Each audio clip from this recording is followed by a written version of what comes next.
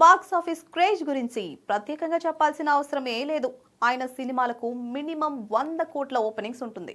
Raja Saab first day collections విషయంలోనూ 100 కోట్లకు పైగా ఓపెనింగ్స్ ఉంటాయని ట్రేడ్ వర్గాలు ప్రిడిక్షన్స్ చేశాయి.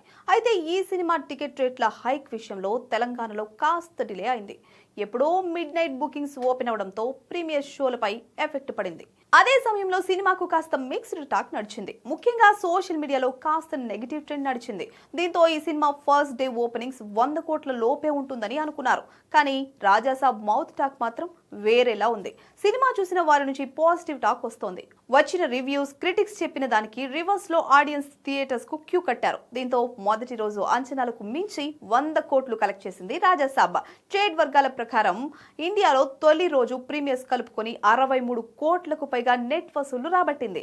ఇందులో ప్రధాన వాటా తెలుగు రాష్ట్రాలదే. 2 రాష్ట్రాల్లో కలిపి 56 కోట్ల వరకు కలెక్ట్ చేసింది. ఓవరాల్ ఓవర్సీస్ కలుపుకొని వరల్డ్ వైడ్ గా 100 కోట్లకు పైగా గ్రాస్ వచ్చినట్లుగా ట్రేడ్ వర్గాలు తెలిపాయి.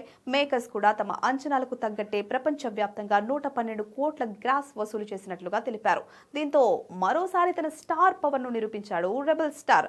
మిక్స్డ్ టాక్, నెగిటివ్ రివ్యూలు వచ్చినప్పటికీ బాక్స్ ఆఫీస్ వద్ద భారీ ఓపెనింగ్ సాధించింది.